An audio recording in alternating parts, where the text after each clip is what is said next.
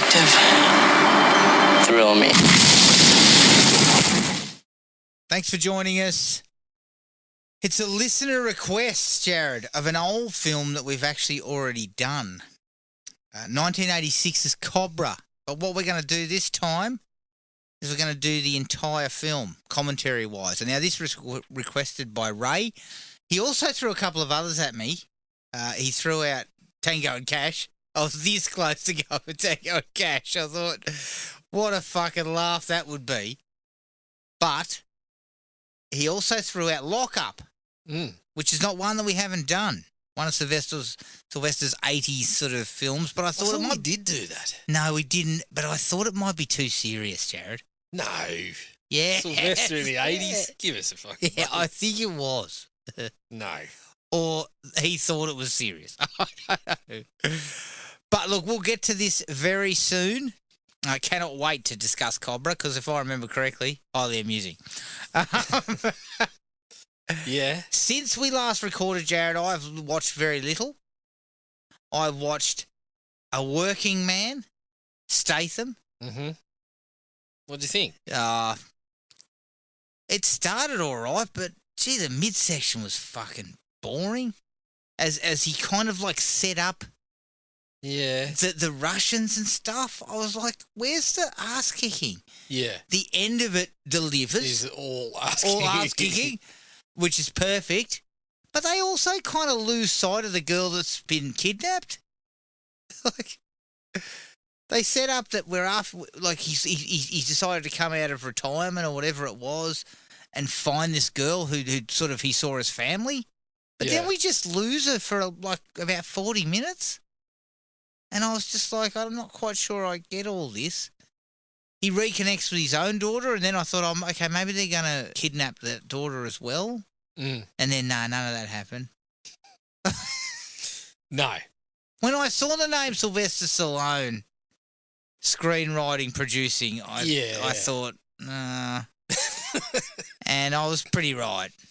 It's not great. I would prefer The Beekeeper any day of the week.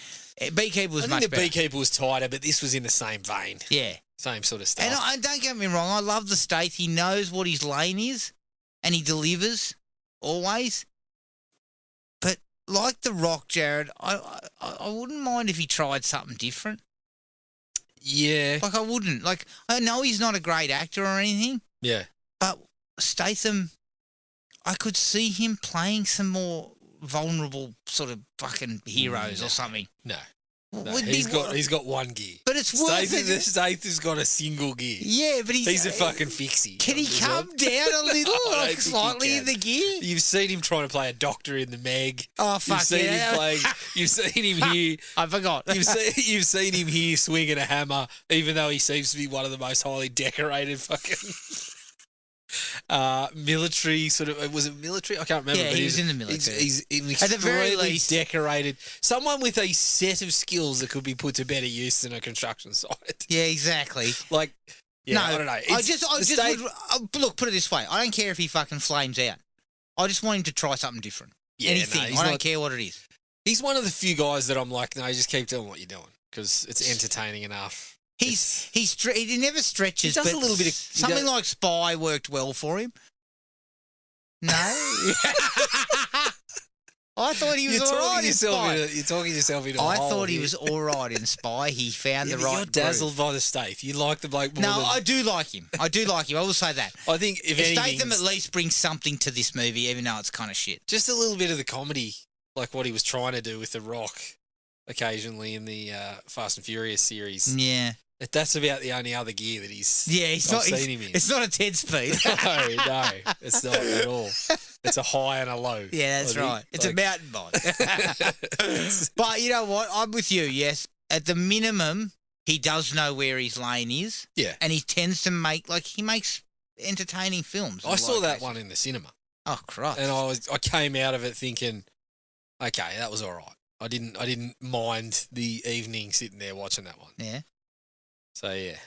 Yeah, I was a little down on it. Okay. I prefer The Beekeeper. I thought The Beekeeper was better. Okay. Yeah, well, I thought The Beekeeper was better as well, but I was happy enough with this one. The parts that I didn't like were very Sly related. I thought the writing was Anytime there was a line of dialogue about a daughter, yeah, yeah. I was like, yeah, I can just imagine Sly dribbling this on his show. And then tell his daughter she can't have sex because she's fucking 50. Yeah. Progressive father that he is. Yeah. Well, he'll sit there on the set of the Tulsa King yucking it up with people about, let's get some hot extras, some hot young extras. Then when he goes home and someone comes along and says, g'day, Mr. Stallone, I'd just like to take your hot young daughter on a date, he's up in arms. I know. Fucking, come on, hypocrite. I guess maybe he wasn't talking about maybe that was blown out of proportion. He was just laughing at people with disabilities. that was his other one. It sounds like he has a great time on set. Tulsa King's a fucking laugh, right? Yeah. What I've heard. Yeah. And the only other thing I watched, Jared, was the new Untold episode on Netflix, the Fall of Favre. Mm-hmm. As fucking shallow as the previous one. Brett Favre fan? You going to go out and buy a Brett Favre jersey? No, Brett Favre sounds like a fucking dickhead. But the problem is when we get to the end of it, I'm just like, so what were the consequences again? Yeah. For the guy? Nothing, basically. Yeah. Essentially, he's probably spent a little bit of money trying to sort of get through the courts with some of this stuff. But I'm like, the last one was like fraud, wasn't he? Committing fucking quite reasonable scale fraud. No, Jared, no. He was just misusing fucking welfare funds for his own shit. That's all right. Including some sort of ridiculous concussion thing where you snort it up your nose after you've been knocked out. Yeah. And I'm like, show me more of this. This looks fucking lunacy. Yeah. Is he bringing back the old smelling salts? Kind of, but what you do is you put it in your mouth and you stick it up your nose. And at the end it said, this has yet to be fucking approved. I was like, of course it hasn't. Yeah. Look, the problem for me was, again, depth, Jared. There's no depth. Like, one of the only interesting bits was that they actually had former NFL quarterback Michael Vick as one of the talking heads. Yep. Now, Michael Vick, if people don't remember, he was in the shit for running a dog fighting ring. Yeah. And I thought to myself, look, you've actually, because Favre refused to be interviewed. Of course. Yeah. I've done nothing wrong, but don't talk to me about it. Yeah. But you've got Michael Vick. They start to say that they talk about, okay, well, you put a guy up on a pedestal like this, he thinks he's untouchable. So why don't we dig into that? Why don't we fucking ask Michael Vick, well, why do you think like that? How do you get like this? But no, we skip over that, and it just basically plays out as just like a timeline of the guy's career and then some of the shit he did. Which was untidy. I mean, the fucking stuff with the sideline girl who was working for was it the Jets? He was playing for the Jets when he came back. Yep. As she said, I never met the guy. Never met the dude. Yeah. Yet he fucking pestered her for sex. I sent her pictures of his cock. Thanks, I don't know about you, Jared, but I wouldn't have the gall to do that. What do you do? What emoji do you send back? Thumbs up? Thanks for that. Yeah. Or is it just like a fucking a pyramid of eggplants? Something like that, like is that? It's just, yeah. Do you make light of it? Yeah. I don't know. Maybe I'm a little old-fashioned at it, but I thought you open a conversation first off. You're not. No. These days, what you do is you send her a picture of your dick and you say, "I wouldn't mind if you came round." That was his fucking gambit. Yeah. Like, this is the thing, Jared. All it was like, here's some shit that came up. Brett Favre has denied these allegations. That was it. Yeah. And I was just like, holy shit, you guys are not even trying. Yeah. Now. Like, there's no effort in these docos. Like, fuck me. Yeah, it's pretty disappointing. It's really disappointing. Because a couple of the earlier ones were pretty good. Yeah. I remember was it Malice in the Palace? Was that part of Untold? Yeah, Malice in the Palace was That was really good. Yep. There was a couple other ones. One was all right. Tim Donaghy. There was one about fucking America's Cup, Australia 2. Was fucking awesome. Yeah. There was some effort. Yeah. But we've hit the fucking Netflix money-making scheme of like, well, we just need like Just punch him out. Punch him out. Here's the template. We need X number of fucking viewing hours. So as soon as we release it, we'll get a few good hours out of it, and then it'll just fucking disappear up its ass. No one will think about it. Yeah, it's disappointing because that's, when you get someone making those that actually wants to dig in, there's some decent stuff there. Yeah, agreed. But yeah, pretty poor. What did you cover?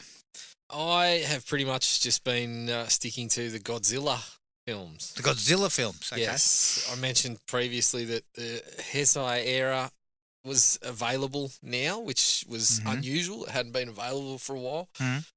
So I watched the first one, which I mentioned previously, and then I've watched Godzilla vs. Biollante and Godzilla vs. King Ghidorah. Okay. There's one that I couldn't find, which was Godzilla vs. Mothra. I wanted to check that one out. But yeah, they're pretty cool. I think these ones are a little more enjoyable than the Showa era, which is like the earlier ones up until kind of the 70s. Because they got kind of goofy, and some of the special effects are, pretty light on. They're just like a couple of suits that vary in quality and whatnot. Whereas this era is a lot of miniature work, a lot of kind of, taking a shot of the guy in the suit, but then compositing other shots on top of him. And some of it looks really impressive and still holds up really well. So I think that's one of the best things about it. Like, some of the storylines are quite fun. I mean, the last one fucking managed to squeeze time travel in there somewhere. Good. Yeah, I think that's the main sort of attraction for me at the moment, is just looking at these old effects and thinking like, yeah, fuck, it's really well done for the time. Obviously, there's a few seams that show occasionally, but as I said, for the time period and for a movie that's throwing a lot of it at the wall, there's plenty of it that actually really works. So okay, it's been enjoyable. All right, and that was it. That was it. I think I started and stopped a couple of the untold episodes that you've watched. So probably next time I'll be able to provide more, report back on that one. Okay.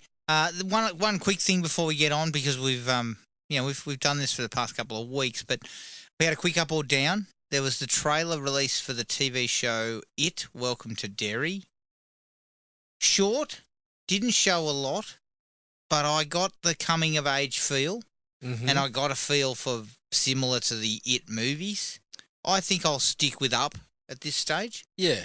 I was pretty down on part 2 of It. Yeah, same. I did not like part 2 of It. Yep. But this looks like it's back. It's gone set in the 60s. It's kind of like, it's a fresh take. That's the part I'm looking forward to, is that it's going to go back to the era that we kind of got the first time around, when they made the miniseries, and in, probably closer to the book. Yes. So, yeah, they didn't show much, but all that stuff looks pretty sound. Yeah. And then, as you said, looks like we've got a new kind of Losers Club sort of set up to follow. And this is fresh, right? It's nothing. Nothing from King himself. It's not written anywhere. Which has always kind of intrigued me somewhat. I like to see what other people can do with what he's put out there. So yeah, I'm slightly intrigued. All the scary-ish sort of stuff looked similar to the movies. The people with the kind of warped smiles and whatnot. But it all looked pretty good. Yep. So it's going to be really hard to say until we get a story, and it could be the first episode comes out and we're thinking, fuck, what have they done with this? Yes. So I'm sort of, it's a tentative hopeful. It's a tentative up. Yeah, very hopeful. Yep. All right. 1986, Cobra. Just a quick little bit of info prior to going in. It's directed by George P. Cosmatos. Directed Leviathan. I believe he actually directed that, not Ghost directed it. It's produced by Yoram Globus and Menem Golan, who produced Cyborg and ran Cannon Pictures. The screenplay was by Slyvester Stallone, based on the novel Fair Game by Paula Gosling. Now, I didn't look into this, but I'm going to take a punt and say it's got nothing to do with this book. I would suggest. Yeah. It stars Slyvester Stallone as Mariam Cobreti, Bridget Nielsen as Ingrid, Renee Santori as Gonzalez, Andrew Robinson as Detective Monty, and Brian Thompson as the Night Slasher. The budget was $25 million. Now, I've got some conflicting reports on box office, Jared. 49 million in the US is 100% correct. But then on every other place I looked, there was no information about box office in overseas, except Wikipedia, which suddenly said it had 160 million total. So I think Sylvester was editing the Cobra page on Wikipedia. I don't know what's true, to be honest. I don't think it was a huge hit or anything, but it must have made some money. 50 to 160. That's a big jump. Yeah. 110 worldwide, though, in 1986. Possible. Because Stallone was a big, big star, and he had plenty of pull overseas. Yeah. So it wouldn't surprise me. Now, the piece of trivia I've got, and Jared, we need to try and get our hands on this. A very rare work print of the movie has circulated amongst fans. Although most copies are poor quality, it has 30 to 40 minutes of footage not available in any other version. It also has all of the X-rated material removed from the final release. So I'd love to get my hands on that. Even though this is not what I would call one of my favourites, no, it would be interesting to see what it looked like when it was like 2 hours long. Yeah, that's it. If it wasn't good enough to make the final cut. No, because the shit that I read was it clocked in at 2, and then when Top Gun made shitloads of money, they thought, oh, fuck, we better cut it back so we can get it in more theatres. The Go-Go Boys with all the best ideas. we just slashed the shit out of it. Slashed the shit out of it. Don't worry that it doesn't make a fucking lick of sense now. Yeah. All right. So we need someone to, we need the Keno Lorbas or the Shout Factories or whatever to find it, yeah. Find some VHSs, do some baking. They bake some shit and clean some. It's probably on fucking YouTube. I mean, look, if you've reconstructed the Dr. Death sequence from Halloween 5, you can do anything. Find Cobra. I mean, Cobra made some money. You can find this. Yeah. We better get on that. Come on, Warner Brothers, get your shit together. I mean, we've still got the pending re-review of Needful Things that we managed to snag with an extra hour in there. So, all right, are we ready to rock and roll? I think we're ready. All right, Ray, here it comes. Warner Brothers logo coming up. Press play. 1986. Marion Cobreti. Sly's golden era. Was it? Was Sly not with Cannon? Sly was kind of at a bit of a down period around this, wasn't he? Was this the... Yeah, this is probably the period where he was still wrangling when he used to go back and forth that he loved Rocky and then he'd hate Rocky because no one knew him as anything but Rocky, and then he'd make a couple of shit movies and all of a sudden he'd warm to Rocky again. There's a burglary every 11 seconds, says Cobreti. Look at, we've got his fancy looking gun. A violent crime every 25 seconds. What's he living in fucking South Africa or something? Where was Final Fight set? Where fucking the Mad Gear Gang were operating? It seems like that's where he's at. 250 rapes a day? Jeez. I'd like to check the stress. Yeah, I think you might be bullshitting there, Sylvester. Cobra, here we go. The big... Here he comes. Is that him on the motorbike? Is that him? Yeah. Cobreti's on the bike. What I want to know, Adam, is how long until we get to hear Angel of the City? That's what I want to know. One of my favourites. Now we're down in the sewers. Couple of guys and clanking some axes. Here we go. Judging by those crime stats, I'd rather be in the sewers. I know. In fact, I reckon you'd probably find a better community down there. Yeah. A higher class of people. This is my favourite, the axe clinking kind of... And look at all the people. Yeah. It's like the pub choir, but you got to bring your axes along to it. Are you going to the axe clanking fucking thing tonight? Yeah, I'm going. Yeah, definitely. Yeah, I got a 6-pack and a couple of axes ready to go. Brian Thompson. Bit of trivia about him. He was not invited to the premiere. Was that Sly's doing? I don't know. Or was that just the Go-Go Boys forgetting what movie and what person? That was the Go-Go Boys. The Premiers clanking are expensive, you know. A couple of, if you cut back on a couple of head of, you know, plates of sushi and hors d'oeuvres and things like that. Sorry, guys, we can only fit like 200 in. Brian's going to have to drop off the list. Shit. I don't get this. All the clanking axes and shit. They're a gang, right? Or not a gang. They're like a It's fucking like a cult. Yeah, it's a cult. Cult of Ryan Thompson's chin or something. Cult of Thompson. Why do we need to see the birds around LA? They're the only people they're the only creatures that are safe in the city. Yeah, that's right. It's a weird. This is so far like it's a little bit of a weird mix. Why is there a woman in a fucking little kid's outside a shopping mall? I think it was an actual kid, wasn't it? Oh, was it a kid? I don't know. But, you know.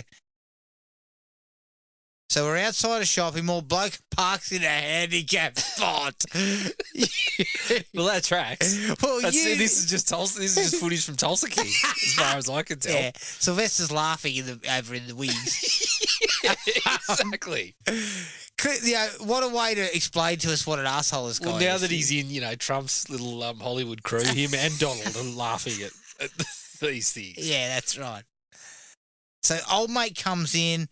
He had some sort of tattoo on his wrist that we saw down in the sewers.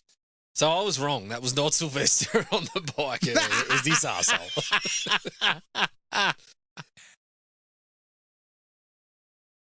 Yeah, this guy, he comes in, gets off the bike, pushes a few people out of the way. Put a small child pulls in the trolley. a gun. Fuck them.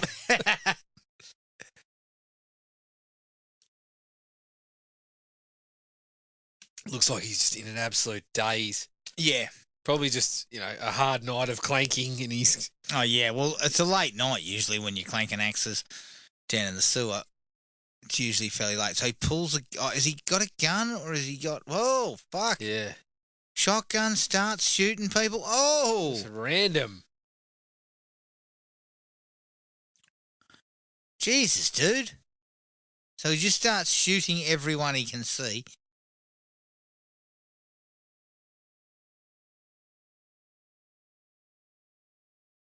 Shooting a bit of beer.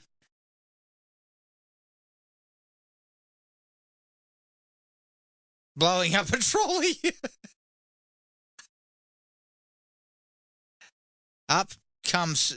So SWAT rocks up. So it's now a hostage situation, is it? Yeah. SWAT turns up. Sets a perimeter. Does what proper police are supposed to do. We've got old mate with the camera just making sure he's getting his spot there. So does exactly what police are supposed to do, which is, you know, cordon and control. Then along comes the coolest copper in the world. Yeah. With rule book in hand, throwing it over the shoulder. The shoulder. Like, fuck that. Yeah. I read the first couple of pages and I fucking had enough of that. Yeah. Did you read the rule book, Cobreti? No, mate, no. I was short on toilet paper, so I used the first few pages for my ass. Which is a pretty common thing when you're eating pizza that's been out of the fridge for, you know. But there are other overnight. issues with that. We'll get to it, but Marion doesn't eat like normal humans. Okay, so old mate's got hostage situation going on. He's fucking shooting people left and right.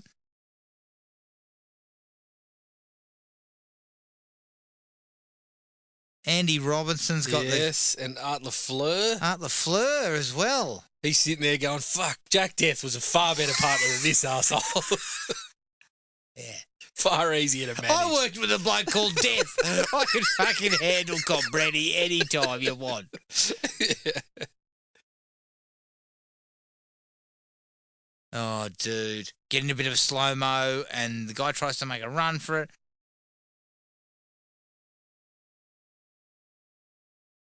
And gets shot in the back. Who's Twice, doing actually. the shooting again? I can't remember his name, but he's familiar. He was in The Crow. Ah, yeah. Okay. You can get off my crime scene. It was that guy, you know, who works with Albright in The Crow. Can't remember his name now. Yeah. Up comes Cobreti, you know, in his police issue, fucking whatever the hell that is. Some sort of vehicle that nobody else should be driving. And this is not uniform. This guy's not dressed in uniform. He looks like an idiot. And he likes to go with the Hollywood Hogan style stubble. Yeah. The real dark. It's almost like you've dyed your stubble. Yeah, I know. But also, listen, is he a hostage negotiator? No, he's a jack of all trades. Is he a fucking SWAT team member? Just does a bit of everything. No, he's a guy who wears tight jeans and has a Cobra handled fucking gun, and they let him go in. Yeah. Fucking send him in. Well, fucking Jack Death's not available. He disappeared somewhere. Just quietly, you know who his partner is in this?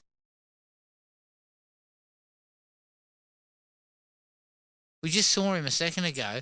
He plays Poppy in Seinfeld. He wheezes on the couch. Well, I mean, working with Cobreti leaves some scars, some mental scars. He had PTSD and pissed himself on the fucking couch they were buying. Yeah. Okay, so Cobreti's in. Like again, he's not a negotiator. He's not anything. I'm not really sure why they let him in there. They let him in there because he's fucking Sylvester Stallone. Of course. Basically.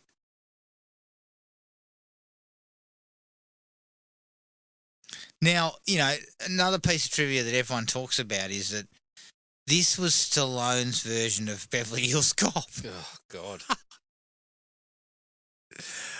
What in the fucking world would that have been like? Oh, God. Not good. Not good. Well, we can see it's not good. I love that little Pepsi can. Yeah, I do like that. It looks like it's pouring into a cup. Classic. And of course, Sylvester cracks the Coors and fucking. That's exactly what I need in the middle of a hostage situation to be fucking 10 beers write him deep. up another ticket, drinking on the job. I mean, we've all seen it. But also, Jared, the heart's beating, the anxiety's high. What I need is a couple of beers under my belt, yes, too. Of course. I'm a better shot, I guess, when I'm fucking, Saw a little bit of Pepsi free in the fridge there. That's gone the way of, fucking blue Pepsi and a couple of those other ones, I think. What was that the same as fucking, what was it when Coke did the new Coke? New Coke. Fucking disaster. Oh, he gets on the horn, Cobreti. A dirtbag. Classic Cobreti. Oh, man. You wasted a kid for nothing.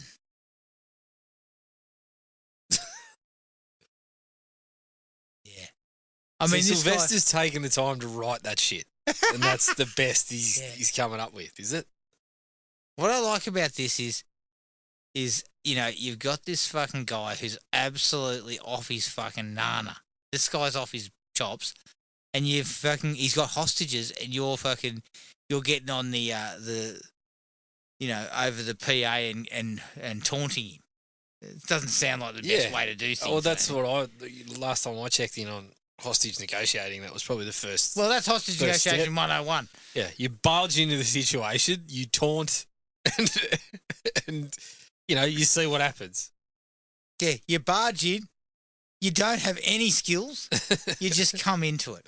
Right? Crack a beer and just give it a fucking good old college try, mate. Yeah. By the way, drink before you in the middle of it, because that's exactly what hostage takers are into. You being shit-faced. Yeah. Oh. Is that about as good as it gets in Cobra? You're a disease and I'm the cure? Yeah, that's as good as it gets. That's about as good as it gets. But you know what? I'm going to throw this out there, and I don't want to sort of upset people because I do love this movie in a certain way. Like, it's fucking crap, but it's a backhanded way of saying, this movie sucks. No, I know what you're talking about. You know what I mean? Like, it's so bad it's good. Yeah, like, it's one of those type of films, right? Yeah. But one of the things that I always find interesting when looking back on these is that they're too, like, that 80s stereotype cop. By the time this movie came out, it's 86, we were into this kind of thing where it was too much. It was too masculine. It was too macho. You know what I mean? Like, these guys were too macho. I mean, fucking Stallone, he can't even crack a smile. Yeah. He's supposed to be a normal person, for fuck's sake. Yep. Yeah, there's something, I don't know, there's just something about someone like Sly who's putting this shit out in all seriousness because he thinks this guy is really cool. But you watch it and you're like, what a ball bag. Yeah. You kind of, yeah. It's highly entertaining to watch because you can just, the guy can't do anything but take himself seriously. Yeah. And, you know, this is, as we said, in the period where he's trying to gain respect for things other than Rocky. I mean, well, fuck. Watch Rocky and then watch this. Yes. And tell us what you think about it. Well, Sylvester, you understood in Rocky that Rocky was kind of like a likeable Joe Schlub. Yeah. Yeah. This was too far off that. It was when these sort of characters were becoming like superhuman. Yeah. Like they were superheroes. In the good old days when any old scumbag could live by the beach. Yeah. You can afford to just fucking roll into the beach. Roll into a nice apartment by the beach, buy a pizza every night. Push someone's fucking car off the road and park wherever you want. I do like that. That's the type of, you know, cop that plays by the rules move that I do like. But you don't hit another car. I mean, the car is nice. Yeah, you do. Yeah, just fucking nudge it out of the way.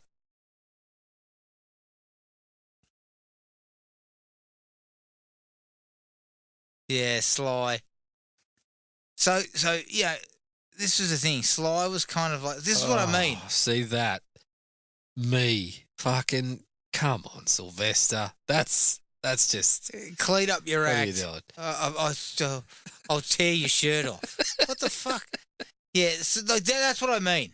So there was never a change between the character when he's in police mode and when he's in normal mode. Yeah. When he's at home. Yep. Look at his fucking house, though. Like... I mean, it's a nice place other than what he's done to it. No, it's not. It's a fucking shithole. I mean, it's Jared. It's this close. Look at the fucking ocean view. It's this close to being a drug den. That's a bit rough. I mean, that oven. It's good to see he's got back in that period. That oven's brand spanking. He's got a telescope set out to check out the nude beach across the way. Yeah, scumbag. Hey, you pull out a pizza. You pull out some eggs. This is breakfast. So look at that. Look at the view. Lovely place. Just get his shit out of there, and it's nice. This is breakfast Cobreti style. What's he looking at through that little magnifying thing there, other than the local? What are you cutting up your pizza with a fucking pair of scissors? It's one piece. Because, you know, when you play by your own rules, you just... Oh, it's not eggs. It's how to clean your fucking gun. Why does he keep it in an egg carton again? I don't know. It's in the fridge. Yeah. What does it keep? I'm sure there's a reason for that. Yeah, I think so. He's watching cartoons? No, it's a jingle. Is it a cartoon? Yeah. And like the Toys R Us jingle. We get shown how to clean a gun while he's doing all this. And he eats the pizza at the same time. Yeah. Great cinema. This could have been cut, guys. Why wasn't this in the 40 minutes? Yeah, exactly. The man known as the Night Slasher is apparently struck for the 16th time in just over a month. Well, again, judging by those crime stats that's earlier. Like once every 2 days. Yeah, that's petty crime in this fucking city. The Night Slasher's not even on anyone's radar. He prays it, not much is known.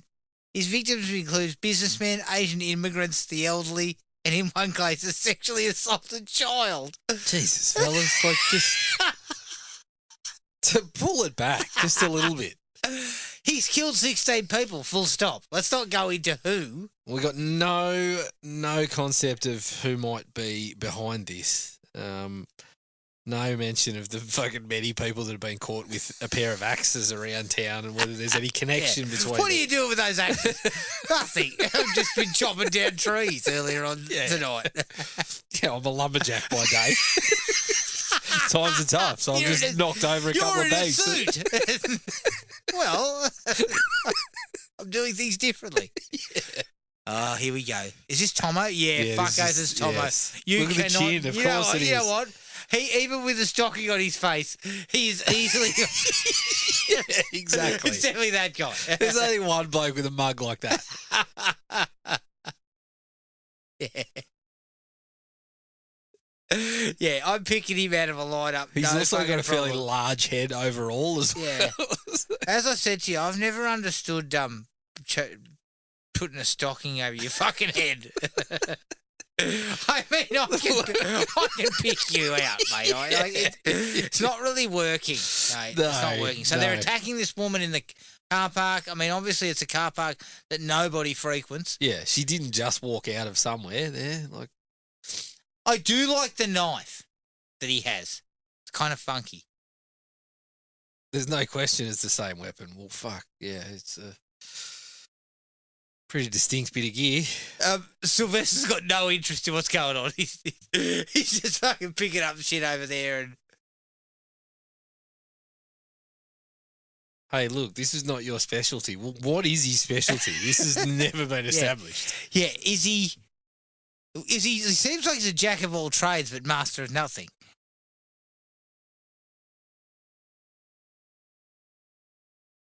Art LaFleur looks like Roy Simmons. he's just recently finished 80 minutes in the 9 for New South Wales, and then he's just wandered onto the set of Cobra. You're on the zombie squad. You're a specialist. At what? So I don't fucking get it. I don't know what he does. Yeah, what's he specialising at? Yeah, as long as we have to play by rules, we don't catch anyone. So the rules of like not hurting people fucking indiscriminately. So when you get the wrong person, which is inevitable because you just wander in fucking half drunk, sort of. I don't know about you, scene. Jared, but I think he probably shot a couple of those fucking people. Absolutely. I think a couple of the Night Stalker victims were actually Sly's victims that he accidentally thought. He wandered in and thought someone was committing a crime and then just quickly, oh, shit, no, they were innocent. That's a slasher victim right there. Exactly. So the night slasher guys just kind of walk around, like drive around, kill 3 to 4 people per week. Yeah. And there's no evidence to fucking find these guys? No, none.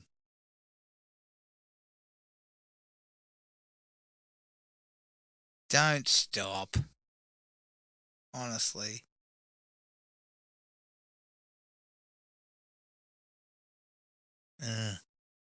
I mean, look, that's one thing I will say, Jared. The whole idea of the cult is not a bad idea. Right? It's not that bad. In whose hands? Well, not in Sylvester's, but like the idea of a cult doing this kind of serial killing. Yeah. It actually could have been all right in the right situation. Now, it doesn't quite work because it's very much over the top. And fuck, Brian Thompson looks crazed. Yes. Look on his face. It's fucking priceless. Yeah. He's just like this. He looks fucking constipated. So Brigitte Nielsen, first time we've seen her, she's driven past in a Jeep. She's gone, oh shit. I've just walked past a group of dudes fucking killing someone. Christ, get out of here. I mean, Jared, you wouldn't see me for shit. I'd have driven past there so fucking fast. Like... Yeah, exactly. The second I see Brian Thompson's face, the next thing you hear is... I think to myself, that Straight guy... out of there. I think to myself, that guy fucking killed somebody just like 2 seconds ago. I'm getting out of here. Ah, she's in the cop shop. One of the cult clanking victims. Got its tentacles out onto finds out the police force. Finds out that Bridget Nielsen, Bridget Nielsen is. Is he polishing his car in the evening with his jacket? Sylvester, you need a Chevy. unless your fucking jacket's made of Chevy material, you can't do that. Anyone that pulls up is just looking at him. This guy is he's just a dickhead. I cannot work with him anymore. Yeah. I think I would just be flippant to the bloke. Okay, well, he's just been warned, try not to waste the wrong guy, to me that suggests you might have done that before. Yeah, you've got form, Sylvester. Like, I think we're pretty sure. And your partner wheeze on fucking couches, so we're in. Yes. It's not a good look. This is where we get Heart of the City or whatever it is. Yeah, Angel in the City. Angel of the City. See, this is where one of these things struggles. Is you're trying to build like a rapport between these two, Yeah. and it's not working at all. And the reason, you know why it's not working? Sylvester. Yeah, well, yeah, yes. But because Cobreti's not a fucking person. He's a one-dimensional, like, superhero. That's it. There's nothing to him. This also has that ridiculous fucking... So we juxtapose fucking homeless people living on the streets with Bridget Nielsen shooting a fucking model shoot with robots.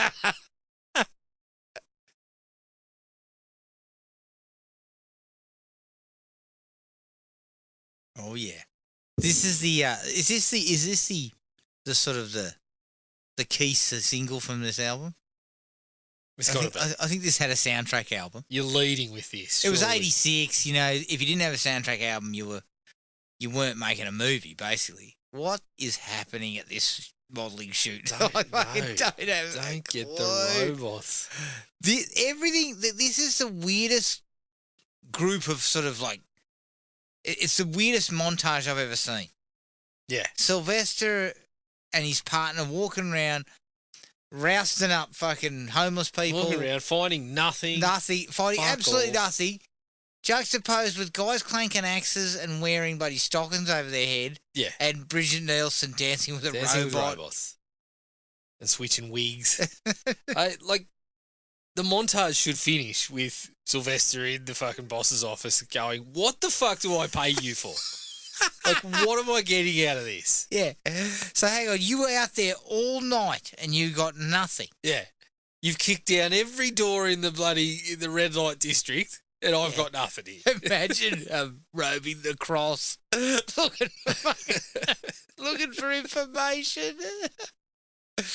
And look, Sylvester doesn't, again, his character is so fucking self-serious that you couldn't see him getting any information out of anybody. No. Like, they'd just be like, I don't want to deal with this guy because he's a fucking... He's just annoying. Look at this shit. He wanders into a fucking bar and starts grabbing some bloke behind the bar. That's how you get it done. Yeah, that's what I'm led to believe. How you get it done. Bridget's onto about her fifth wig of the movie. Wearing a mankini. Was he married to Bridget at this stage? I think they were, yes. I think they were at this point. Yes. It was short-lived, if I remember correctly.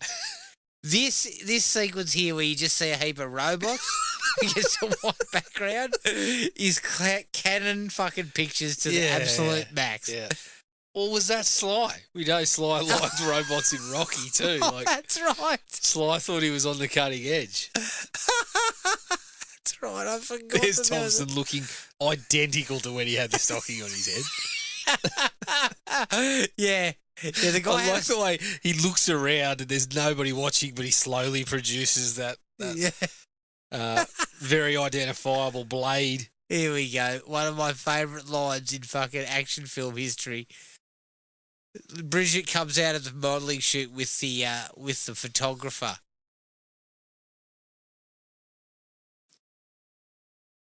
I'd be sick not to want to sleep with you. Okay, that's an approach that I haven't heard before. Don't use the term sick with sleeping with me. Do you understand what that means? It's not like I'm asking you to marry me, he says. Fuck.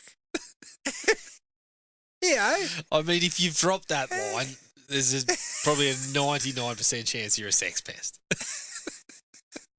I can see it's going to take some time to change your mind, he says. Yep, if you drop that one, there's 100% chance you're a sex pest.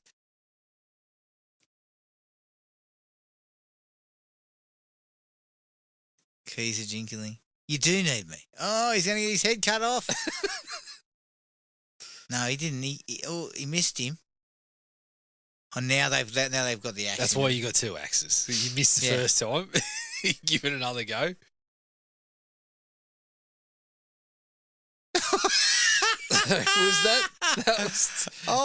Was that Thompson, the second one? I think so. Going with the axe and not the knife?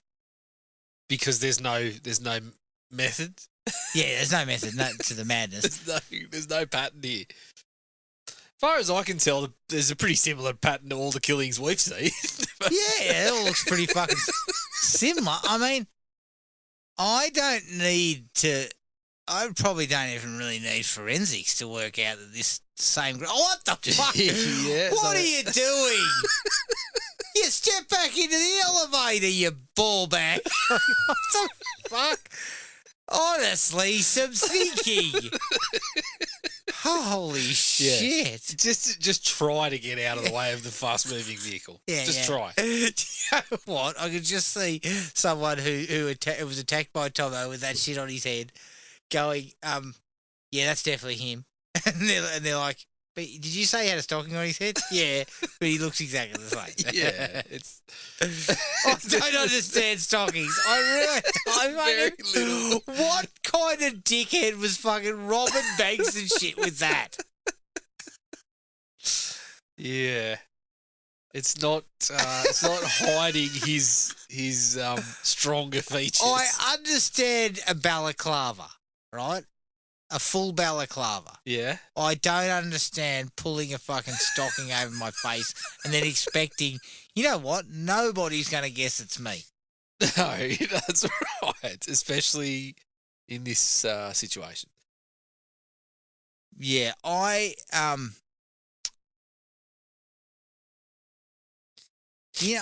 gonna say this too. I think Bridget Nielsen wasn't as bad an actress as people would make out. I mean, she's not great, but she's probably better in this movie than fucking Sylvester. Because she actually has to, Lieutenant Cobreti, I'll have you know.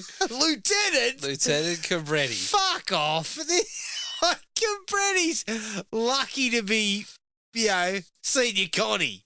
Senior Connie Cobreti, mate. Cobreti doesn't have his security license. Yeah. I love when you hear the name Cobreti and you just know he's just come up with this. It'd be so fucking cool to have a cop that we call Cobra, and he's worked backwards. Yeah. He's gone Cobreti. Cob. What do you reckon? Brady. Cobra Eddie. Because I have Italian heritage. What do you think? Perfect. Yeah, and not one person said to Sylvester, no, this is bullshit, Sylvester. Yeah, one of the problems here, Jared, with this whole film is that it's sorry. I like she says there was a guy who scared me tonight. Who? The photographer that was fucking coming on to me after his. What about the axe murderers? No, they were fine. That was easy. I mean, fuck, you live in this city. So that's just par for the course, isn't it? Yeah. Well, I can guarantee you that photographer was one of the 250 rapists per day. For sure. But the thing about it is, you're absolutely right. Like, the axe murderers, they were fine. Like, Sylvester... Do you think you recognise him? Yes. 100%. That's a firm yes. Yes. Yeah. Really? Yes. I'm fucking positive. Tomo, like, fuck, I tell you what, Tomo was a big boy. Yes. Like, quite a striking sort of yeah look to him. You can see how he ended up in roles like this. Yeah, true. Where is he here? The sewer. Oh, yeah, okay, yep. She knows your face. How? I had a stocking on. Stocking over my face. She couldn't possibly. No. You know what I mean? She could not possibly know it was me. You'd have had a better fucking chance turning up in a bloody Groucho Marx fucking costume on that one. Dressed up like Howdy Doody. Yeah. Yep, nailed Look it. at the fucking... They put... Yep. Put an all points bulletin out on He-Man. That's who we're looking for. We fucking got him. That is one of the greats. The fucking... We've got a sketch artist who's drawn fucking a child's picture. But, unsurprisingly, looks just like Brian Thompson. I know. Me, though, as a cop, I'd be like, I'm not using this. Jesus. Shit. Yeah. I mean, you can't tell me Brian Is he Thompson. eating her dinner? Yeah. Fucking arsehole. Cobreti, at least pretend you live a civilised fucking existence, mate. Yeah, exactly. But again, Jared, and this is where it would be interesting to see the 40 minutes that were cut out. Right? And the reason why I think it would be... I'm sorry. He's trying to... You know what? He's dying his hair. I've got a better idea. I've got a better idea. Stay off the fucking grid for the moment. What do you reckon? Yeah. Steer clear of this fucking idiot. He's just a regular dirtbag. Just like me, says Cobreti. You know Brian Thompson. Here we go now. His partner's just like the fucking... just like the photographer. Hey, she's a good-looking lady, isn't she? Oh, come on, fellas. Like, you've got a job to do here. You're here for work. Dude, you have to protect her, not fucking try to hit on her. This is like, I don't understand, right? Now... here we go. Like, this is a good move. I'm all for Slyvester nudging cars out of the way when he wants his park. I like it. Yeah, but you park anywhere on that road. Why is someone rollerblading with yes, with a fucking windsurfer bloody sail there? Yeah, why was that happening? Was that a thing in '86? I hope so. Christ, I could have used a windsurfer the other week when I fell ass over tears. Fucking...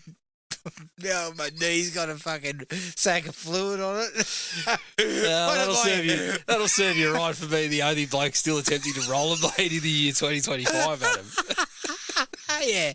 You brought it on yourself. As I rollerbladed down the Esplanade, Jared, I noticed there weren't any others taking part. Yeah. I only noticed one other person and they had a fucking sail and I was... wondering why don't and I asked myself why. Look, the dye's worked a treat. You don't look anything like that photo sketch. Not the photo sketch, sorry. The sketch that the police have done. No, absolutely not. You look totally different. Yeah, it makes your chin look about 3 times smaller. You know what? You look a little bit like this guy, but there's no stocking on your face. God, Jesus Christ. So Brian's turned up to like a mall, hasn't he? Yeah. Or is this the hospital? No, yeah, that's the hospital where they're at now. Oh, they're at the hospital. Okay. He's upped his game. He's wearing glasses too. Wearing glasses. My hair's a different shade, and I've got some specs on now.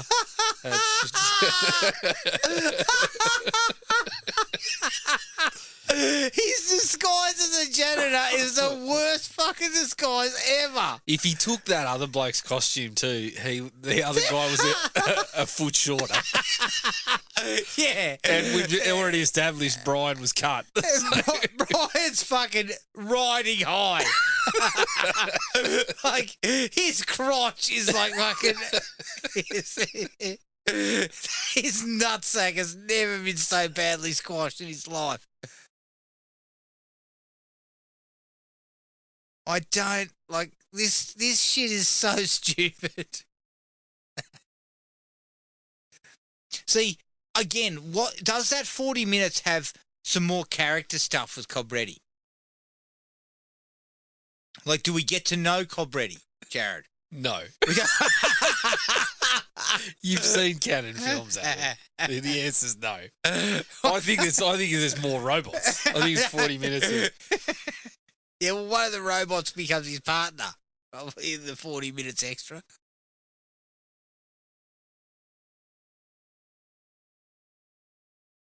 So he's stalking his way through the hospital, dressed as a janitor, with the worst wedgie in history because he's got the fucking a one piece that's so fucking tight. Yeah. And he's looking to catch up with Bridget Nielsen. And then what's he's going through mugshot books or something?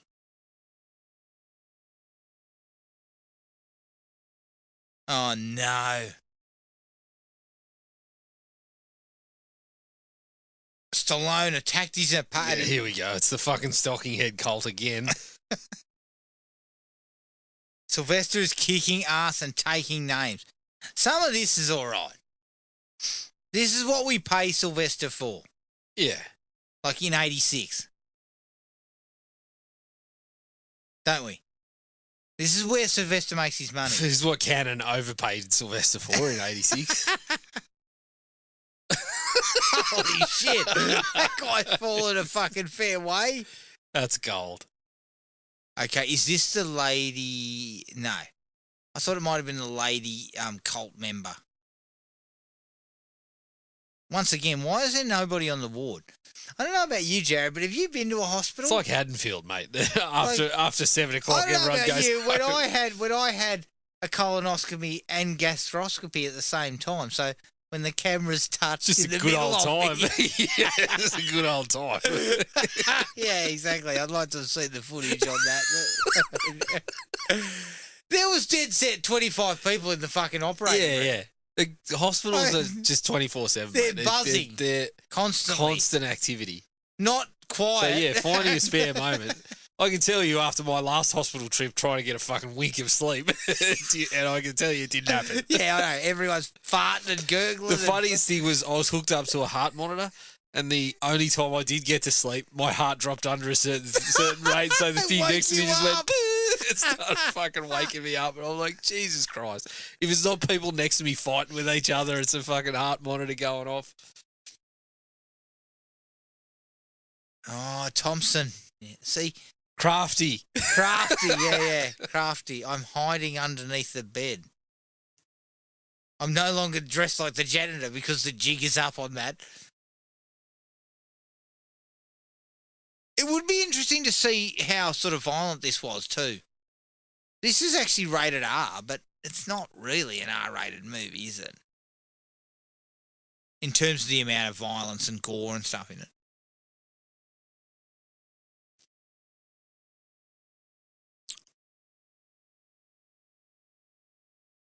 Oh, he's there.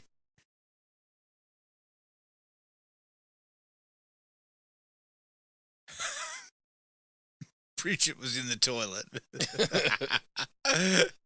Yeah, Cobreti invited me over for dinner. So I've been on the crapper He ever gave me since I some got back. pizza that was like 4 weeks old. So That was the freshest he had. I've been very fucking untidy in the guts ever since Marion had me over for a supposed romantic dinner for two.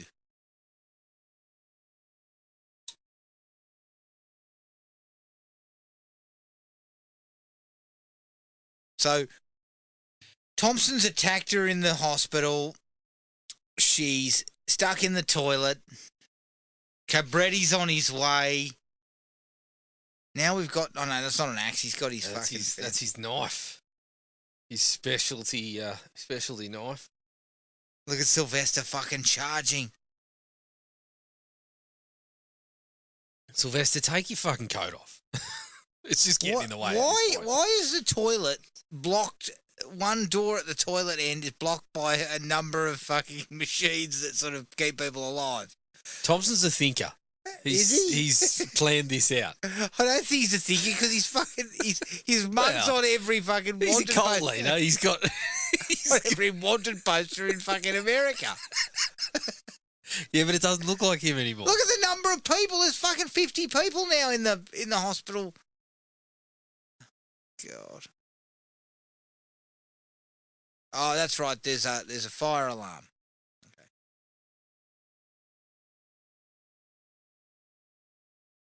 The Cobra's there though. He'll look after you. Or at the very least, you're a 50-50 chance of getting shot. I think with Cobreti around, Yeah. 50-50. And if possibly because you might get shot by him.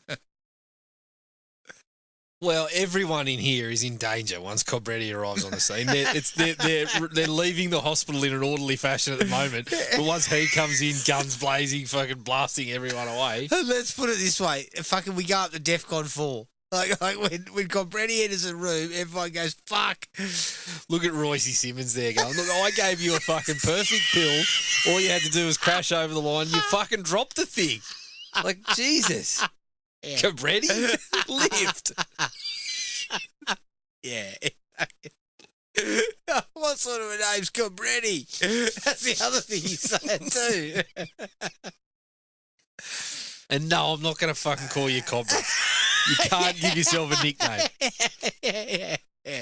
Fuck off if I'm going to call you Cobra, you dickhead. Get out of here. Royce, he tells it like it is.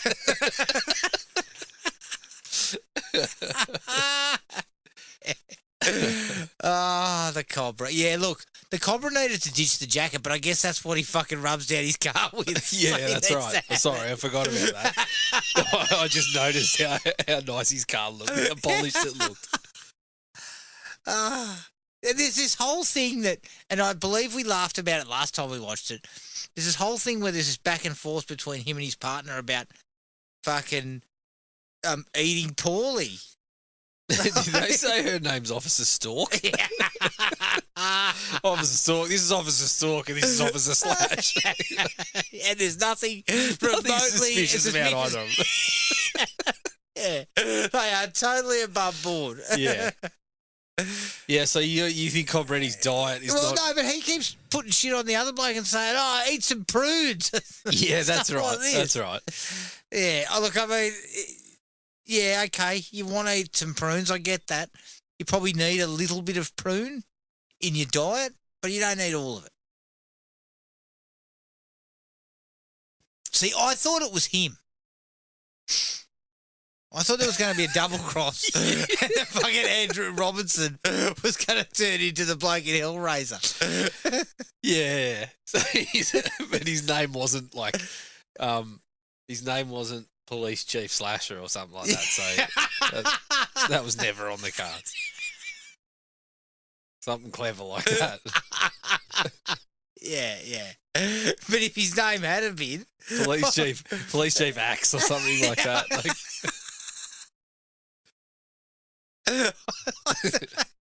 Sylvester certainly cuts to the chase, doesn't he, with Officer Stork? he does. He is Officer Stork. Yeah. Sorry, I'll get in touch when I've got something. Police Chief Specialty Knife. Yeah, Police Chief Murderer. Fucking hell. Yeah, he doesn't hide much, Sylvester. No. I think that might have been... He's lucky he didn't have his prunes today because he would have just shat himself, guaranteed. He definitely weed on the seat, though, you know that. So his partner gets taken out. How many fucking psychopaths are there? Axe-wielding psychopaths. Many. Again, we've established early on that this city is ripe with candidates to join this cult. I know, but they're not even in the cult. Like, oh, sorry, yeah, that's just your local street thug. Yeah. Oh, for fuck's sake. This is all. Look, you know what? This stuff's all right. This chase is what you're pretty good. For. This is a couple of hot dog stands being knocked over. I'm happy with that anytime. Brian Thompson with a fucking sawed-off shotgun. Again, no method. There's no method to this guy. Some bloke carrying a fucking Uzi 9mm from the World War One. Yeah. Yeah, there's no pattern to this. what's his motive? Oh, he's just loose. I just I just like to shoot and cut and all sorts of things. All sorts of, yeah. All the normal fucking things that you do on a fucking Saturday night. Yeah, all the average pastimes in this place. Yeah, his car. Fuck. You're gonna have to get a bigger jacket, Sylvester. Yeah, you'll need to get out the cut and polish jacket because the car's fucked. Absolutely fucked. I do like that it's got a little bit of nitrous oxide in it too.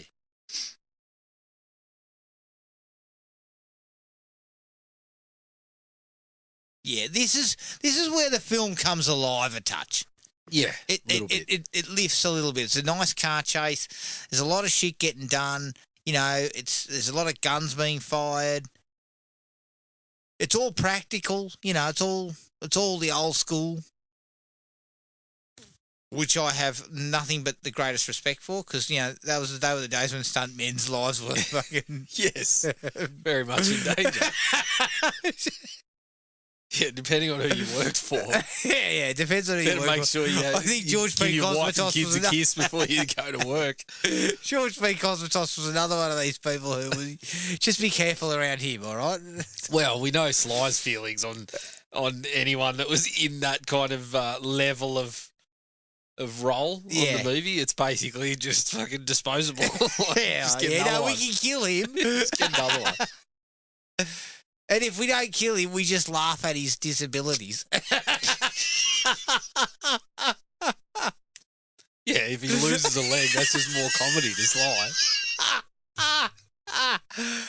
Yeah, see, look at this. This is good shit. This is where you're blowing everything up. Yeah. Then we go for a bit of nitrous oxide. Now, I don't know about you, Jared, but when I drive a car with a nitrous oxide bottle in the back through a wall of flames, I assume it probably goes off. Yeah.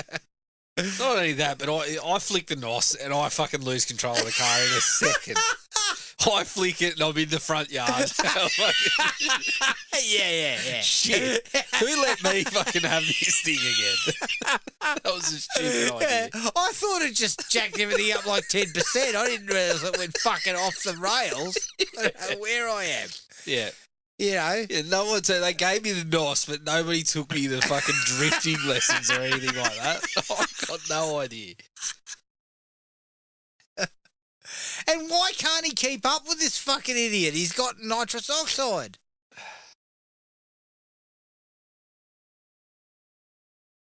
Oh, shit. Sylvester. That's really good.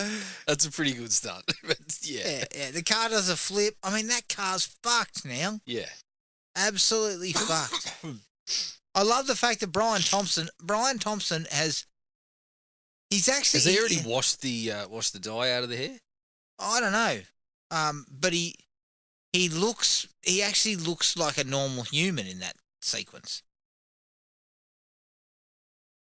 Sylvester doesn't. No. Out there.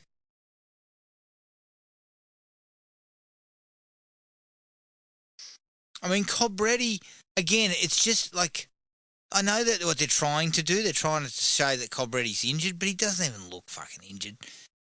Like, the car did like 3 flips, Jared. Like, Yeah. I'm not getting out of there. Yeah, it's taken me a while. I'm at emergency in a fucking quiet hospital with no one around. Yeah. After that's that. right. That's right. Yeah, I go to the hospital looking for somebody to treat me, but Exactly. there's no one they're there. not there. They're not there. I'm up against an army of killers and no one's listening? Well, this army theory sounds weak. Aside from the fact there's been about a dozen people at every fucking crime scene. Yeah, I know. And 10 people are dead in a fucking rampaging shootout and car chase. Yeah, sounds like bullshit to me, Cobreti. Shut up. Yeah. You sound like you're talking out of your ass, Cobreti. That's what I've heard. I just get the sense that they're used to him being wrong. Yeah. Wrong. Yeah, again, he's got form. He's got form for making shit up or doing bad things. Yep.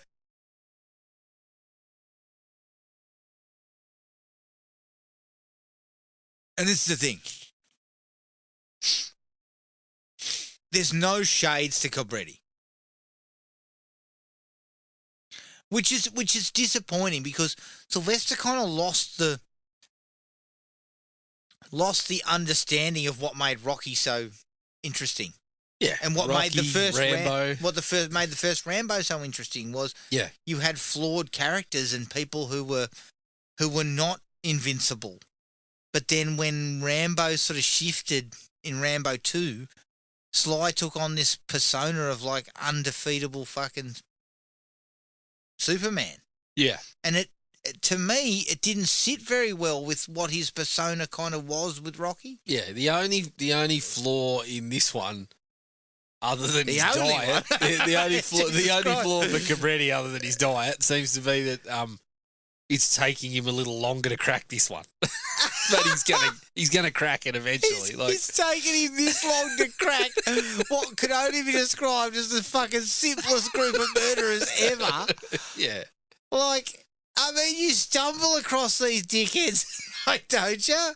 Yeah, it seems like every time you leave the house, you bump into these guys. Or at least some of their cronies. Like, fuck, it's not hard.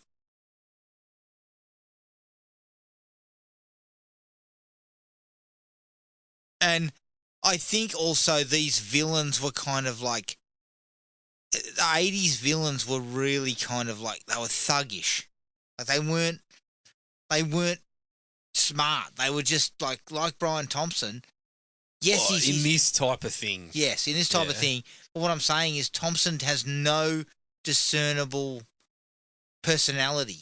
Yeah. Right? So it's hard to pit Cobreti against, like, you don't feel like he's pitted against just, it's brawn. That's it. But that's what Thompson brings. Brawn. Well, I guess the thing is they're telling us that this is a horrifying crime, and these guys are so hard to catch. We haven't got a lead on them. But what they show us and what they tell us don't really match. No, they don't. I mean, every one of them's got the same fucking tattoo. Yeah. How about we fucking find that? I mean, surely that tattoo's floating around in the police, Hey, officer stalked. Show us your new ink there that I happened to see. Oh, did you on your arm recently there. get a tattoo, did you? Oh, skull and crossbones. Totally normal. Yeah. I saw her down at Bunnings at lunchtime buying a little bloody axe sharpener and nothing suspicious there. Is that Stork over there? Yeah. Yeah, it's Stork. Yeah. See, like you said, that having her, or having the group and having her in the mix is something you could have played with. With Stork? Well, having her, we know that she is in the mix. But like you said, you thought the captain was gonna be in on it. Like that's something you could have played with. Well, the great thing about they just show us the card. Oh, it's her. Yeah. Whereas you're absolutely right.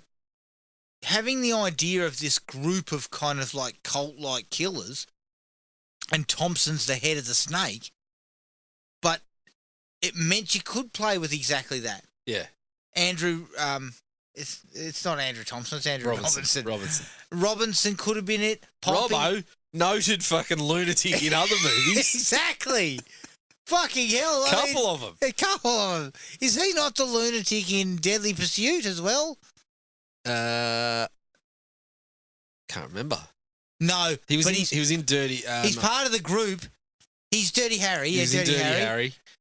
Hellraiser, obviously. Hellraiser. He's part of the group in Deadly Pursuit, so they make you think it might be him. Oh, fuck, thanks for that. I haven't watched that. I'm going to fucking strike that off the list now. We did an episode on it, you silly prick. Of course we did. Did we? Yes. I don't remember Sidney Poitier. You remember it? I don't fucking remember it. All right, you don't remember it.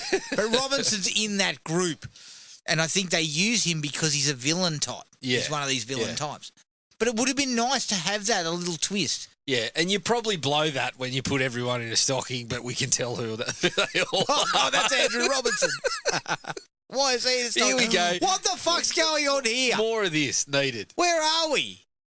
And it's not quite an army there. That's about 6 blokes. Yeah, it's like 12 blokes. That used to be 15, but now half a dozen of them are dead after Cobreti fucking got Cobreti. and we're pulling into the Crossroads Motor Court. And you think she's going to be protected there? Holy shit, she'll be sharing a room with a prostitute. Christ mighty. Oh, man.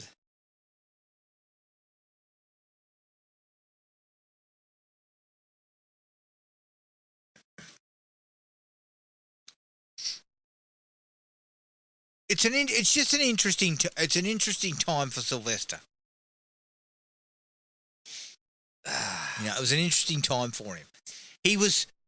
I think he was looking for another sort of franchise. Yeah.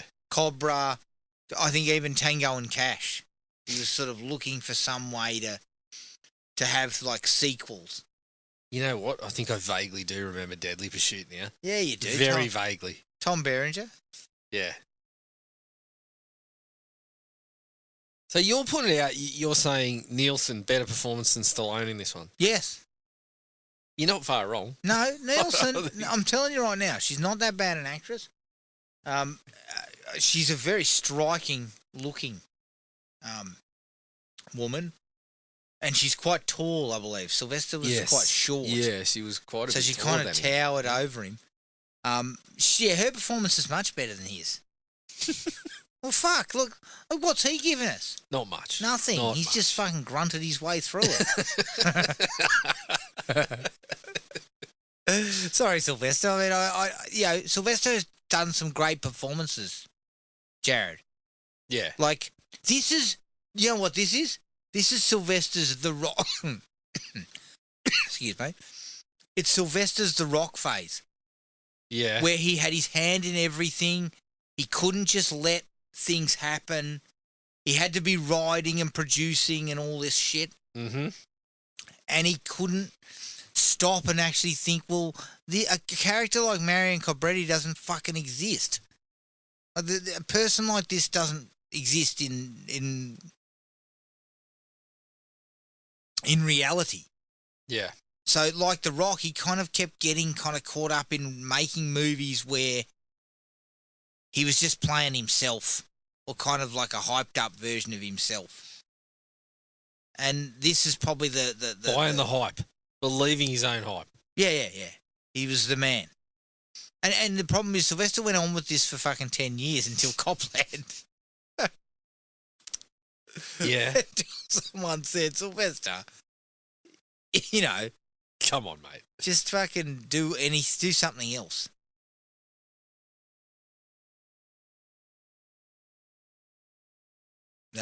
Stalk. About as fucking phony as a $3 bill. Stalk. Hell. Sticks out like dog's balls and she's involved. And look, Cobreti's got no fucking idea. That's the thing. He's got no idea she's in on it. No, but he's so good at what he does, Adam. He just looks at her on the phone and thinks, yeah, I've clocked this. I've got it. Yeah. No, she's on the phone going, no, they'll never know it's me. Cobreti's as dumb as dog shit. Yeah, Cobreti's a fucking idiot. He won't figure it out. Oh, Cobreti. You need to use the phone, mate. I meant the other Cobreti. He's a fucking idiot. Yeah. Okay, Sylvester, like this is what I love. Cobreti is packing 500 fucking magazines. Yeah. For machine guns and 10 grenades, which I know every cop, every undercover or plainclothes copper needs fucking half a dozen grenades in their pocket. Was this? Yeah, he was pulling out the Uzis. Is this a pair of Uzis? No, that was Chuck.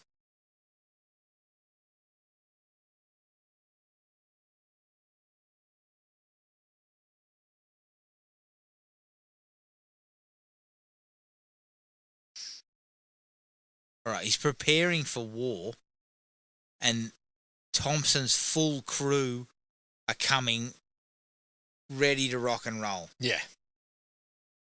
Ready to go. It's going to be on in a minute. Does he sleep with Bridget Nelson before all that, though? Can't actually recall, but, Probably cut he's out. got to, he's That was in the 40 he's got to minutes. put this stuff in his movies. He's got to be you know. But Gotta look be at the- how it's positioned though, Jared. She's fucking smitten. Yeah. He's sitting around oiling his guns, and she's fucking smitten by it. Yeah. I mean, at least he had the good sense not to write this scene at his fucking house, because the second he opened the door, she would have been out of there. Yeah. And just like, Oh my no, God. this is not a good idea. Your toilet's overflowing. And I think I saw a pizza in the bathroom somewhere.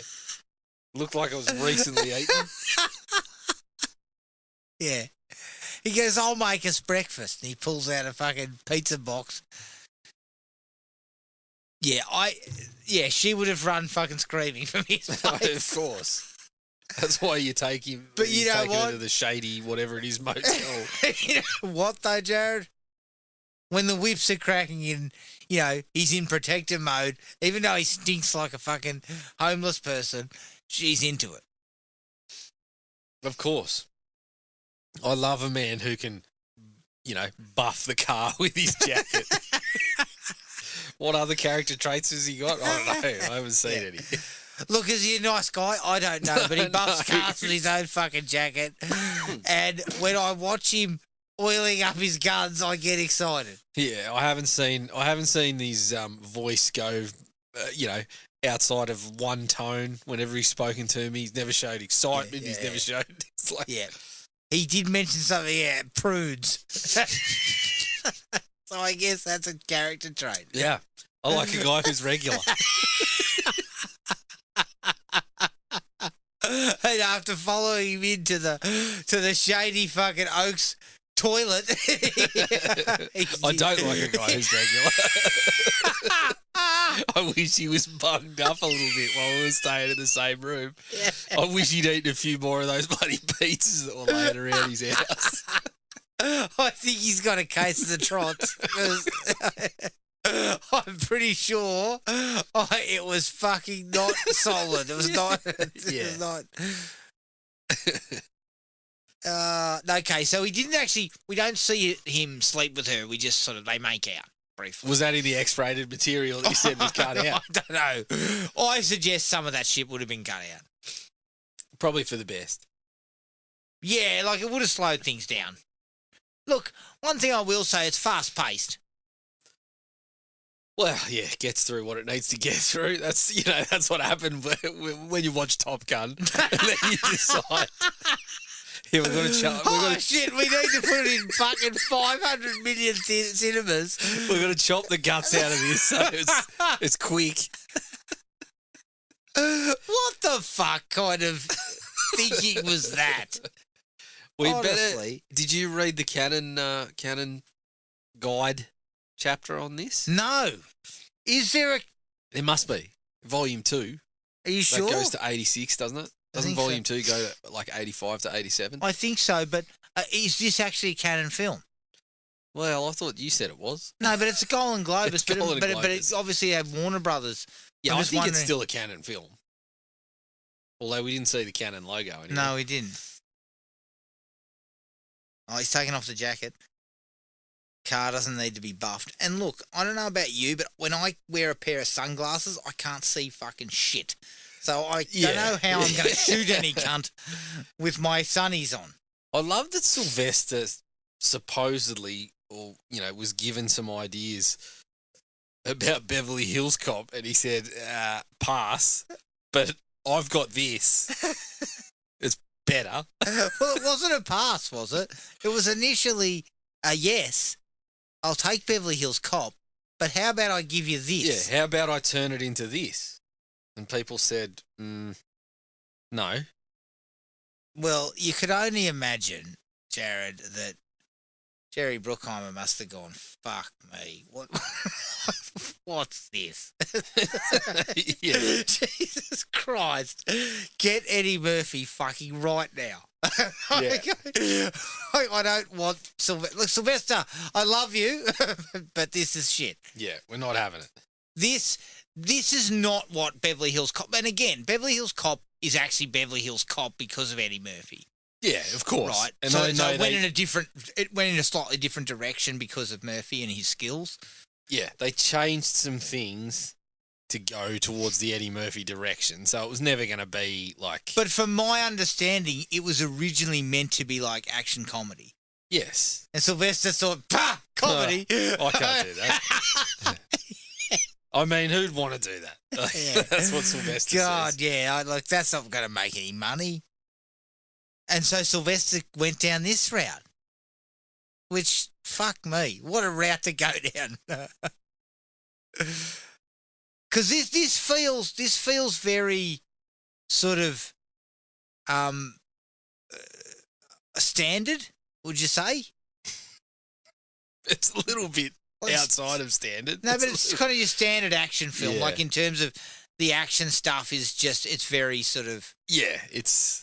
Well, we get a little bit of Mad Max there with motorbikes crashing into each other. I'm pretty sure I saw a guy do a 360 and break his leg. Yeah. No, you're right. Like, this sort of stuff just descends into fucking... what you expect from Sly. He throws a grenade at a motorbike and then it blows the guy up. It hits him. It actually hits the bike and blows him up. Yeah, look, this is very standard.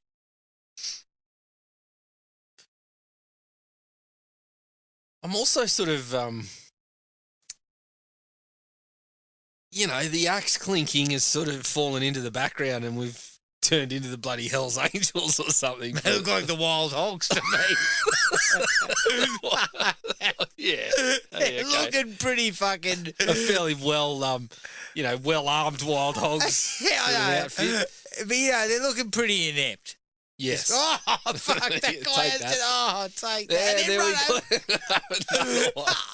Hey, stuntman goes over a car, gets run over, and then gets run over by a motorbike while he's at it. Fuck me. Good on him. He's earned his paycheck that day. And again, some of this is directed with a little bit of flair. skill. I mean, I'm not going to say it's brilliantly directed, but it's exciting enough, yeah. It does a decent enough job with what it's dealing with. And again, is this Cosmatos or is this Stallone? Well,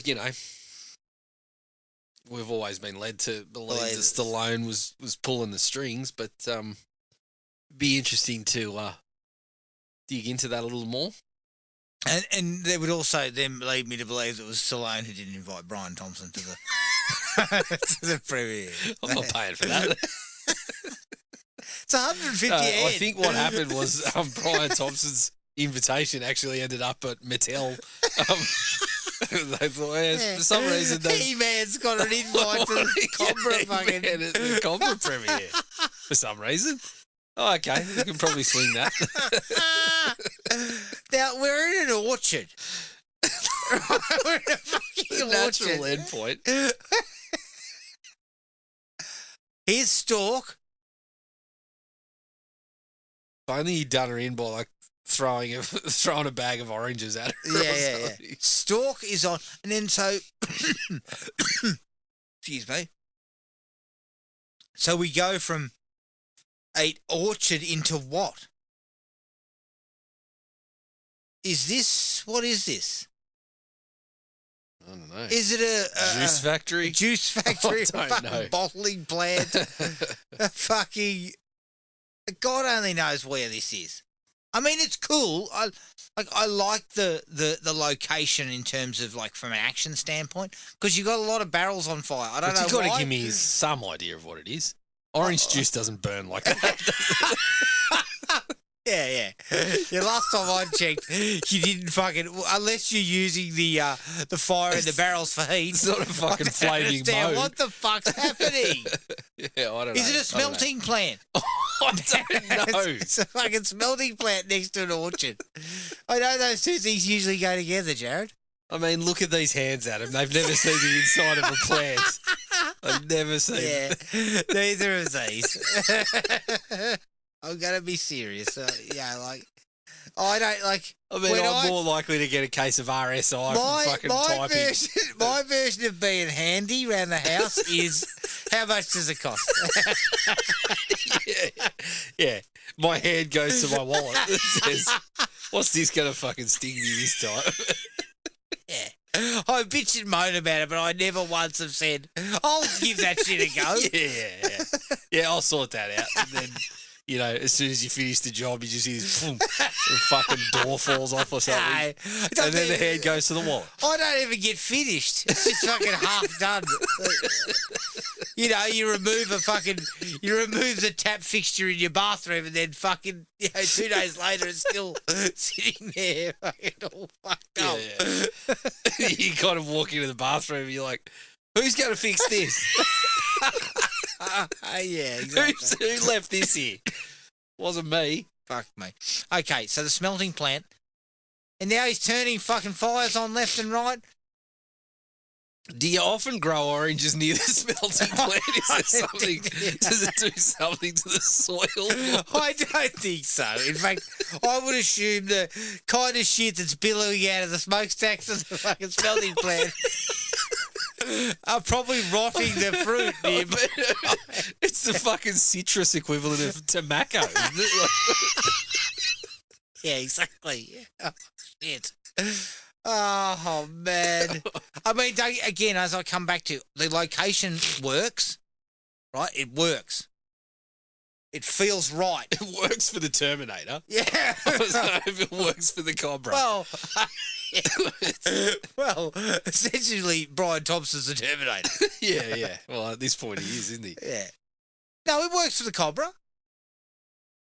But just give me a small sense of how we got there. Yeah, how did we get there? Could we have driven past the orchard? Yeah. Maybe. Last time I checked, these kind of areas were well kind of separated from each other. Well, that's my We've got the understanding industrial of it. part of town. We've got the country where we grow the fruits and the veg. You have the right to remain silent, and he fucking throws a match on him. See, look, this is the thing, Jared. Some of these one-liners and that. Shocking. Shocking, yeah, shocking. Yep. Not Sylvester's best work by any stretch. And this is the thing, like, what? Had he had a lot of one-liners? He hadn't. That stalk. Yeah, Stalk's fucked. Stalk's gone. But runs straight into Thompson. Yeah. But, I mean, you look at Thompson's gone. The bullet's just going to bounce off fuck that. Yeah. That is a big Swede, isn't it? It's fucking, it is. It's a big Swede. It is. He's a unit, he is. Tomo. And he's really got the fucking I'm a psychopath down pat. He does. He does. He looks pretty... He looks menacing. Yeah. And, you expect a good solid showdown here. Under the hot lights, the hot molten fucking molten steel. Yeah. In this sweltering fucking juice factory. Yeah. We're trying something new. We thought we'd set fire to it all. Yeah. Makes it taste better. We've got fucking sparks going off in the background there too. We've got giant fucking hooks hanging around. Like, what's this for? They're for the 3-litre juice bottles that come past. Pick up the real heavy ones. The heavy-duty juice bottles on those ones.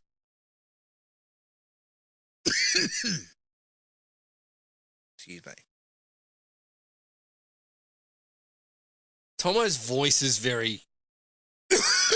You reckon they put an effect on it of some sort? Maybe. Because I think just generally he does have a pretty deep voice like that.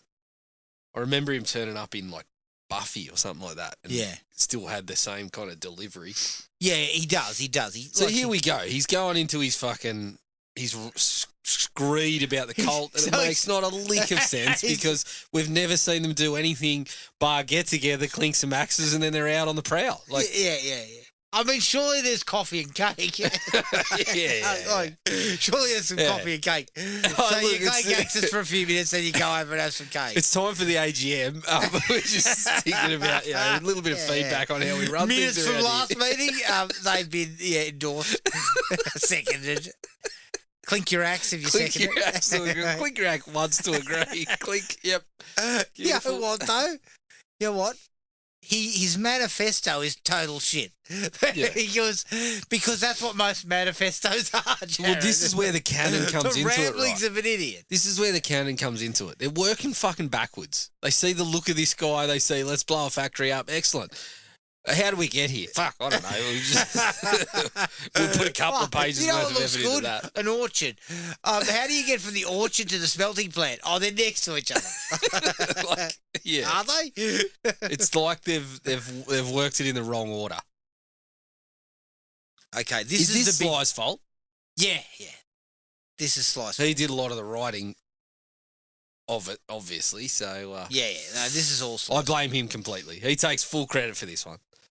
Well, I mean, if you're going to put your name to the screenplay, and you're going to, as an ass covering exercise, say it comes from a novel by someone else. Yeah. I think that you take the blame, Sylvester.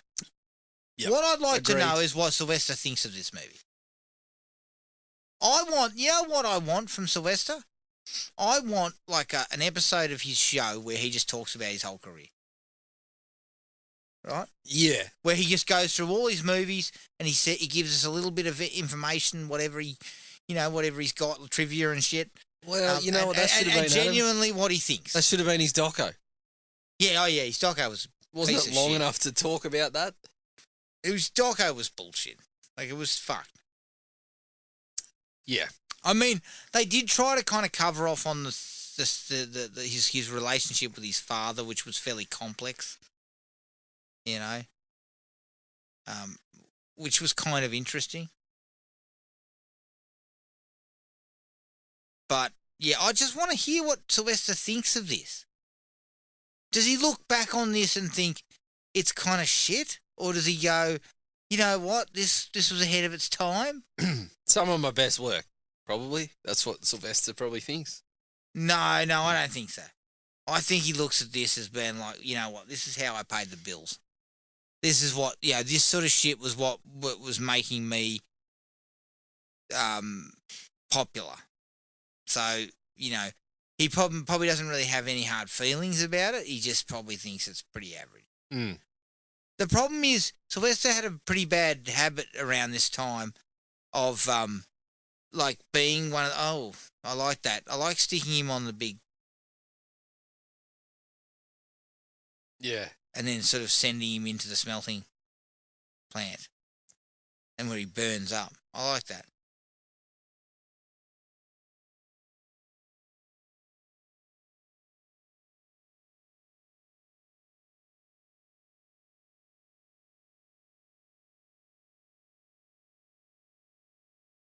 I mean, that's a pretty cool way to go for a villain. Mm. That's all right. I like that. But Sylvester had a bad habit around this time of, like, having these movies that were fucking off, like, they had all sorts of fucking problems behind the scenes and all this kind of crap. Like this and, like, Tango and Cash and all them. Like, they all had Stop and My Mum Will Shoot. They all had these issues, and a lot of them stem from Sylvester. Mm. Because his fucking ego was too big. Yeah. So supposedly it was the same novel that fucking the movie Fair Game was based on.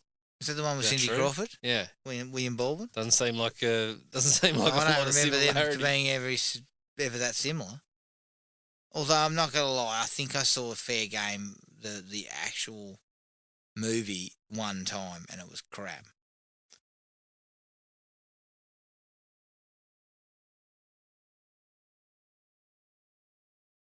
Says here it was published under a name A Running Duck as well as Fair Game. Right. So Cobra was based on it, and then Fair Game was based on it. Wonder what Fair Game is actually about. Mm. Is it about a fucking Nothing like this. tight trousers wearing cop who plays by his own rules? Well, this says Claire Randall, a copywriter for a San Francisco advertising agency, is running for a cab one evening when she's suddenly inexplicably shot by a sniper. When police investigate, Lieutenant Mike Malchek discerns the mark of Edison, a deadly assassin he's been tracking for years. That sounds nothing like what we're just watching here. Adam. Sylvester, did you read the fucking novel or not? No, you didn't, did you? I think not.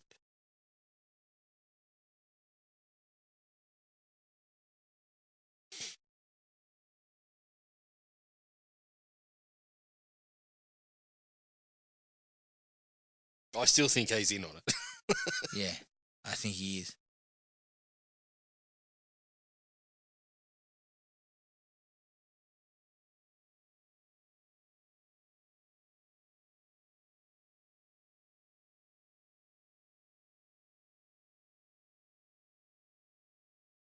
Yeah, that stuff was unnecessary, Sylvester. He punches his fucking superior officer in the face. She called him Marion. I'm emasculated. That's what you can guarantee that's what Cobreti would have thought. I'm fucking emasculated. I'm not a man anymore. She just took my balls. Where are they? That sounds like their marriage, actually. Yeah. Pretty sure she took his balls and a fucking large portion of his fortune. Oh dear, that is a strange watch. So we're still very much in the, Citrus County here, Adam. Yeah, look, how'd you feel about that?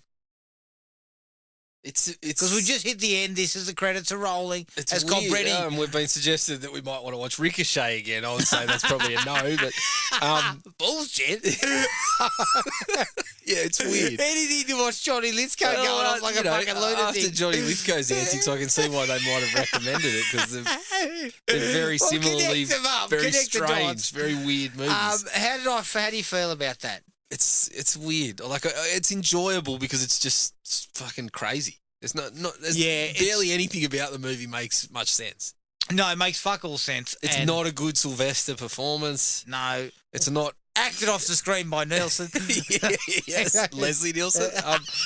As you said, like the action and stuff is okay, but even that's not top tier. It's just very kind of like standard. And I said that before. Yeah. Very standard. It was exactly what you were getting. But for me, it's the kind of thing that I give it 2 out of 5. I can watch it and I can have a little bit of a decent time with it. Yeah. But all in all, it's a pretty fucking slapdash. She's a pretty slapdash bit of work. She's been gutted. Yeah. And Sylvester, like, again, it's that period of where he thought that people... And the funny thing was, Jared, people did want to see that. I am intrigued now that you've mentioned this cut. I want to find the cut I'm too. intrigued. I need to find the cut. Yeah. Find the cut. YouTube. You've got to start on YouTube. Yeah, I'll start looking around for the work print immediately. Yeah. If we find it, we can check it out. So we watched it 3 times in fucking 3 years, which is 3 times too many. Well, given that you purchased it on iTunes. I can't find it now because something went wrong. Fuck me. So essentially, that might be even worse. Yeah, I think that because you paid $13 to watch it once. I think it was like $6 that it was on. When I purchased it, I got mistaken for like $6 higher, $6 purchase. I purchased it. Well, sometimes you got to have Cobra in your fucking catalogue. Yeah. So, you could have watched it with that $6, but no, we've paid $200 for Max for a year, and the best that we can get off it is Cobra. It's Cobra. But look, I'd give it 2 out of 5. Yeah, I think I'm probably about the same. Yeah. And it's all for just laughing at kind of some of the silly things about it more than necessarily like sharp filmmaking. No, it's not greatly made. But that was Cobra. Ray, thank you very much for bringing this up. I had a fucking ball.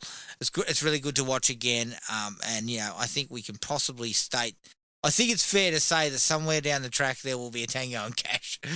There will be a full Tango and Cash coverage because you know what? If you think that this was fucking weird, Tango and Cash takes the cake.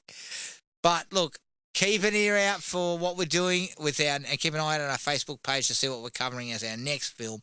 But until then, take it easy, everyone, and we'll catch you all later. Cheers. Find the podcast at Podomatic or on iTunes. Don't forget to rate and review. Like us on Facebook at Thrill Me Podcast Australia or contact us at thrillme, all one word, all lowercase, at iinet.net.au. thrilme.com.au.